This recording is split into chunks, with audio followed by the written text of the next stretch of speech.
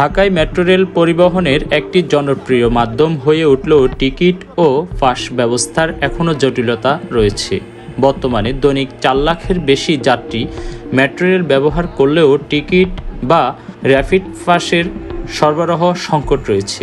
যাত্রীরা এখনও স্টেশনে গিয়ে লাইনে দাঁড়িয়ে রিচার্জ করতে বাধ্য হচ্ছেন, যেখানে অনেক দেশে অনলাইনে রিচার্জের সুবিধা রয়েছে। এই সমস্যা মূলত সরকারি দপ্তরগুলির সমন্বয়হীনতার কারণে হচ্ছে। মেট্রো রেল পরিচালনার দায়িত্বে রয়েছে Dhaka mass transit company limited DMTCL, কিন্তু র্যাপিড পাস সংক্রান্ত কার্যক্রম পরিচালনা করছে ঢাকা পরিবহন সমন্বয় কর্তৃপক্ষ DTCA।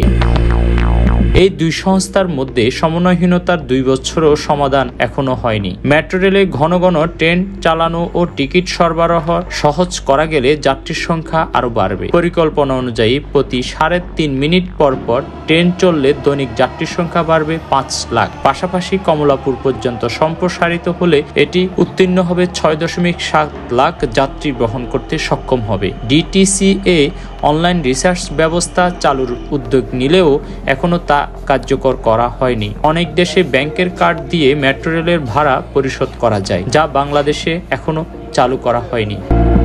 এটি দ্রুত সমস্যার সমাধান না হলে যাত্রীরা আন্তর্জাতিক মানের সেবা থেকে বঞ্চিত থাকবেন। Desk report, world vision.